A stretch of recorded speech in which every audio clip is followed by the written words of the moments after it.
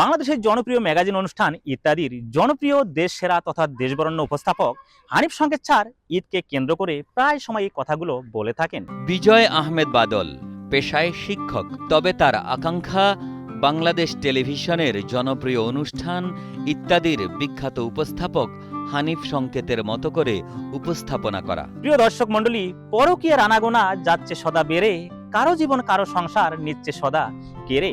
নিজের বউটা ভাল লাগে না, পরের বউটা ভালো, চেহারা তার দেখার মতো চরিত্র ঢের কালো।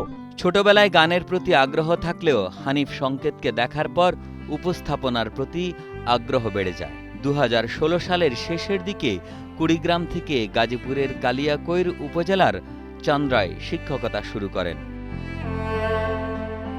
2020 সালে শিক্ষকতার পাশাপাশি প্রতিষ্ঠা করেন বিজয় কোচিং সেন্টার। একই সঙ্গে তিনি স্থানীয় এবং আশপাশের বিভিন্ন অনুষ্ঠানে উপস্থাপনাও চালিয়ে যান। তার অনুকরণীয় ভঙ্গিমা, বাচনভঙ্গি এবং উপস্থিতি দর্শকদের আকর্ষণ করেছে। এলাকাবাসী তাকে কখনো জুনিয়র হানিফ সংকেত, কখনো বিজয় সংকেত, আবার কখনো ভবিষ্যতের হানিফ সংকেত বলে ডাকেন। স্কুলে যতগুলো প্রোগ্রাম হয় স্যার মোটামুটি সবগুলাতেই অ্যাটেন্ড করে, ইভেন বাহিরে যেগুলো করে আর কি ওগুলোও আমার দেখা হয়। আর এটা তো সবাই জানে, নতুন করে বলার কিছু নেই যে আমাদের যে হানিফ সংকেত যে স্যার আছে একদম আসলে আমরা যদি বলি যে একদম হুবহু তার মতো হয়, বিষয়টা আসলে ওইরকম না। স্যারের মতো চেষ্টা করে তার মতো করার জন্য আসলে কখনোই একজন আরেকজনকে পরিপূর্ণভাবে কপি করতে পারে না। জীবনের সব আয়োজন এখানে একসাথে।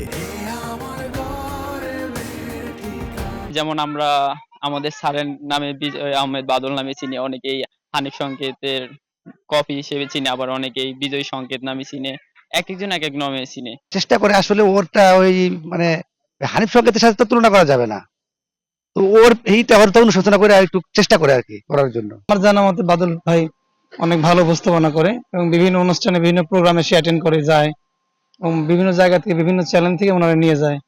তারপরে আমাদের এদিকে যদি কোনো সাংস্কৃতিক অনুষ্ঠান হয় ওনারা ইনভাইট করে ওনাকে নিয়ে যায়। বিজয় জানান হানিফ সংকেতের মতো উপস্থাপক হতে চান তিনি। হানিফ সংকেতের পথ অনুসরণ করেই নিজেকে প্রতিষ্ঠা করতে চান বিজয়। আমি যখন ক্লাস 4-এ পড়ি তখন জনপ্রিয় যে ম্যাগাজিন অনুষ্ঠান ইত্যাদি সেই প্রোগ্রামটা আমি দেখি। দেখার পর আসলে তখন খুব একটা যে বোঝা তেমনটা বুঝতে পারিনি, কিন্তু একটা আচমকা ভালো লাগা কাজ করে যে এরকম একটা অনুষ্ঠান হচ্ছে যেখানে একজন ব্যক্তি কথা বলছেন, খুবই ভালো লাগছে।